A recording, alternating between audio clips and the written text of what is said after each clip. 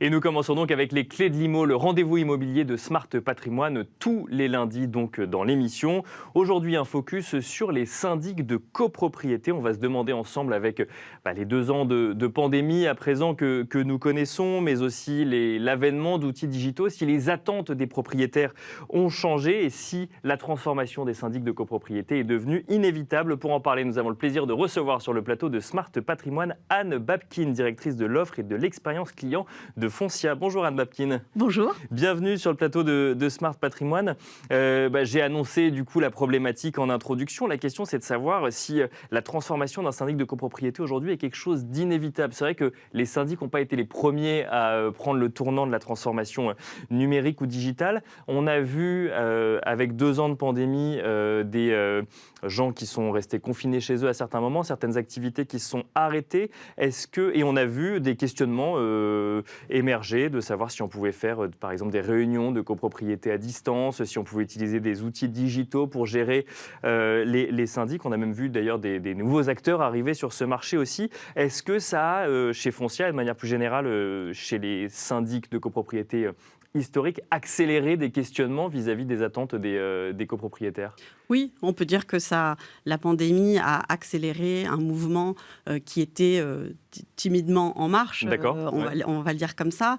Et puis, ça a permis aussi peut-être vis-à-vis de la part des copropriétaires, d'accélérer l'adoption en fait de nouveaux usages. D'accord. Je dirais que c'est à la fois les entreprises et les clients. Ça veut dire que cette phase de pandémie en fait a permis de mettre sur le devant de la table des sujets numériques, alors là même que ni les acteurs ni les bénéficiaires n'y avaient pensé parce que ça marchait bien avant. C'est ce que c'est pas tout à fait ce que je dis. C'est qu'effectivement la digitalisation d'un métier comme le nôtre, c'est un processus extrêmement long, évidemment, puisqu'il va concerner à la fois ce que ne voit pas le client, c'est-à-dire tout le back-office, la digitalisation des flux comptables, des flux administratifs, etc. Et ce qui se voit, c'est ensuite l'interaction avec les clients. Donc, nous avions démarré déjà cette transformation. Simplement, elle n'était pas visible de la part des clients. Oui, ce que vous dites, c'est qu'en fait, il ne suffit pas de faire une réunion de copropriété en visio pour dire qu'on a digitalisé. Il y a beaucoup plus de préparation en amont de processus. Voilà. Il ne faut pas oublier qu'il faut déjà qu'on soit en capacité, que le secteur soit en capacité de digitaliser les prérequis. Et ensuite, effectivement, on va travailler sur la digitalisation.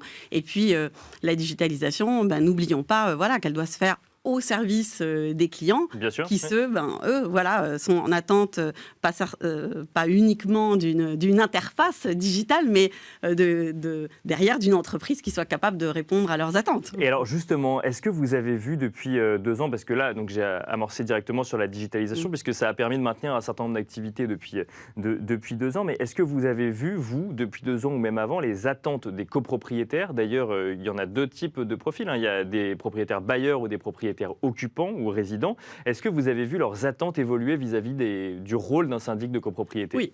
Alors effectivement, les 2 polarités, c'est l'investisseur qui lui va gérer son patrimoine, et puis le copropriétaire à l'autre bout de l'axe, le copropriétaire impliqué, membre de conseil syndical, etc. On va dire que les 2 populations sont en attente d'informations, de transparence, de bonne gestion de leur patrimoine, bien entendu. Et puis ensuite, je dirais que ce qui va faire la différence, c'est le fait qu'on occupe les lieux ou pas. Donc on va avoir là des besoins d'instantanéité de l'information qui se retrouvent en fait dans l'ensemble des secteurs français aujourd'hui. Donc ce qu'on peut voir aujourd'hui, c'est ça, c'est l'aspect j'ai besoin que mon syndic me réponde rapidement, me donne de la traçabilité sur la gestion de mes demandes, etc. Et je dirais que la plus grosse transformation, elle va se trouver là, et au niveau de l'AG, on pourra s'en parler. Donc en fait, c'est je veux tout savoir à tout moment et tout de suite. Elle est là, la transformation. Bon, c'est pas propre au syndic de copro, c'est propre à un certain nombre de secteurs économiques. Oui, je veux qu'on me réponde tout de suite. Donc, effectivement, quand un acteur comme le nôtre, qui reçoit 15 millions d'appels par an, vous imaginez, 2 millions de copropriétaires, ça se fait pas comme ça. Mais effectivement, ce sur quoi nous, en particulier, nous travaillons, c'est comment est-ce qu'on va gérer ce flux de demandes entrantes, comment on va automatiser automatiser la lecture en fait de ces demandes, comment on va orienter les workflows de ces demandes vers la bonne personne. D'accord. Et puis, comment aussi on va proposer aux gestionnaires, aux équipes qui répondent au téléphone, des réponses automatisées qui permettent d'aller très vite. Donc voilà, il y a... Je dis à mon client, j'ai bien reçu ta demande, ne t'inquiète pas, je m'occupe de toi. Et puis ensuite, il y a aussi la digitalisation de la prise en charge en fait, de l'incident ou de tel ou tel événement. Elle est comprise, la complexité de la digitalisation pour des acteurs comme des syndics, donc du coup, qui effectivement ont énormément de données à gérer pour énormément de cas particuliers au sein des copropriétés. Comprise par les clients ? Oui. Il est probable que non.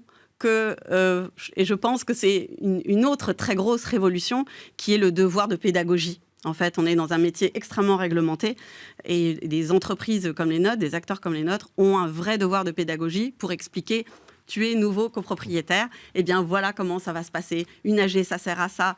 Tu es membre d'une collectivité, eh bien tu as des droits et des devoirs. Et je pense qu'un acteur comme le nôtre a un rôle très important et c'est ce qu'on essaye de faire également. Parce qu'on voit pas mal de nouveaux entrants arriver sur ce secteur. Alors on l'a vu sur tous les secteurs d'activité en lien avec la digitalisation. Et alors on appelle ça des néo-syndics ou des syndics en ligne avec, alors je parle sous votre contrôle, mais tous un peu la même promesse, c'est de dire à la copropriété, reprenez la main, entre guillemets, avec nos outils. Comment est-ce qu'on voit ça quand on est un syndic traditionnel, cette idée de dire, en fait, on va se passer du syndic, mais avec des outils pour reprendre la main au niveau de la copropriété? Alors, il ne faudrait pas se tromper. On est syndic ou on n'est pas syndic. Les néo-syndics, en réalité, ça n'existe pas. Être syndic, ça suppose des responsabilités, ça suppose derrière avoir une assurance, appliquer un contrat qui va réglementer un certain nombre de choses. Voilà, les assurances, j'en ai parlé. Bien sûr. Donc, en fait, la digitalisation, c'est une chose. La digitalisation des systèmes, des flux comptables, des flux réglementaires, etc.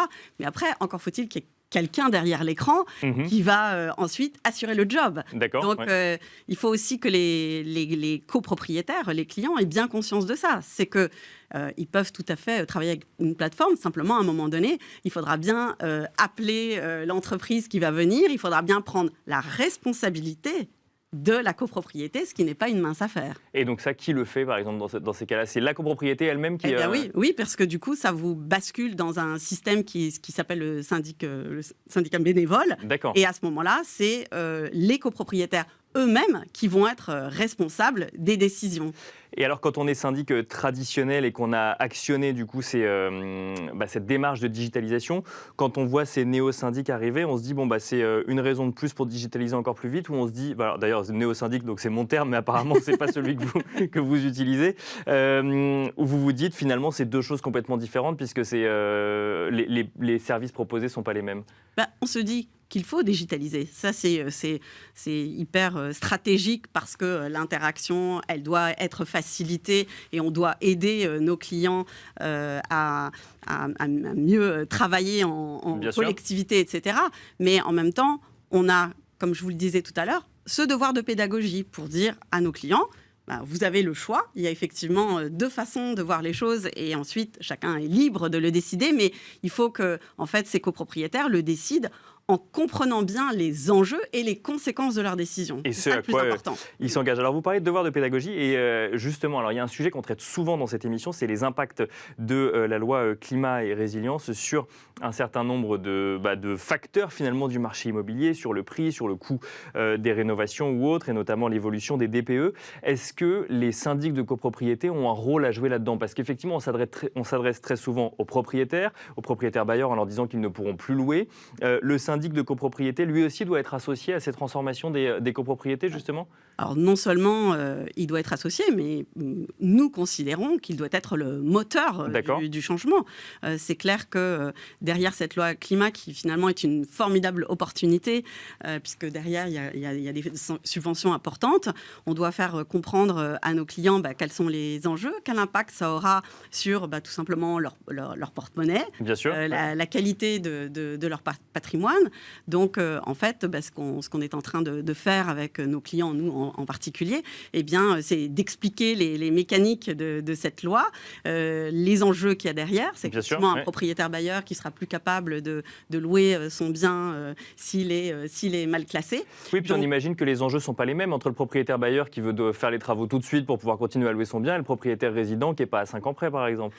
Alors, il y a effectivement ce point-là. Et puis ensuite, il y a deux choses. Il y a les travaux collectifs. Donc là, on a besoin d'une décision collective de la copropriété. Et puis ensuite, il y a la décision individuelle qui impacte le logement. Et les deux sont extrêmement liés. Oui, parce qu'il y a les travaux qu'on fait chez soi et il y a des travaux qui sont inhérents à la copropriété. Exactement. Et donc là, le syndic peut intervenir comme médiateur ou même comme initiateur d'une procédure ou en tout comme cas... initiateur. Chez Foncia, par exemple, nous avons formé depuis plus d'1 an, 70 référents, l'ensemble de nos gestionnaires aux impacts de cette loi. D'accord.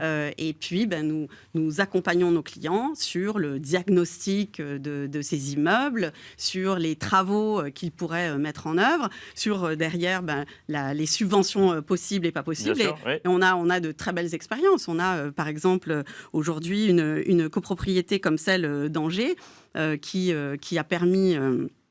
d'économiser derrière 30% en matière de coûts d'énergie. Bien sûr. Et puis qui a permis aussi de prendre en charge plus d'un quart du budget des travaux. Avec du coup de l'accompagnement sur les aides qui est existantes. Voilà, exactement. Décrypter les aides et puis apporter les bonnes entreprises pour accompagner les copropriétés. Merci beaucoup Anne Babkin d'être venue sur le plateau de Smart Patrimoine répondre à nos questions.